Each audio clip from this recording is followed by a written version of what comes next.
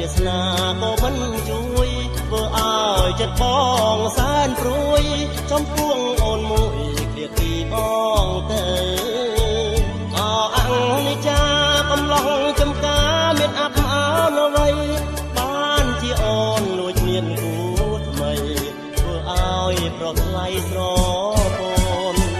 សំណាងបងគ្មានបងក្រគេមានជួយមិនបានមិនដែលស្គាល់ក្តីសុខសានកាត់ទៅបងសែនឈឺចុកចាប់អូនឃ្លាតបងទៅស្រីទៅមិនបានលាបងមួយម៉ាត់ឃើញរូបបងទ្របមានមុខមាត់អូនបត់ប្រៅក្រត់ទៅឲ្យបានសុខណាស្រស់ជីវ៉ាធ្វើជាធីតាអប្សរាក្នុង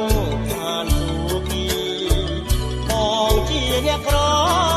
ស៊ូទ្រាំក្រំចិត្តถึงវេទនាមិនដាច់ចំណងស្នេហា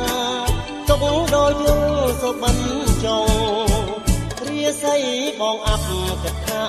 ភពចុះនាងមេដូច្នេះបានជាមៀងស្នេហ៍បោះបង់រូបបងឲ្យឃ្លាតចាកឆ្ងាយបើអូនឈឺចាប់សូមអូនត្រឡប់របងឆាមឆាយបងយល់ព្រមទទួលពីស្រីមិនគិតស្អប់ព្រមស្រី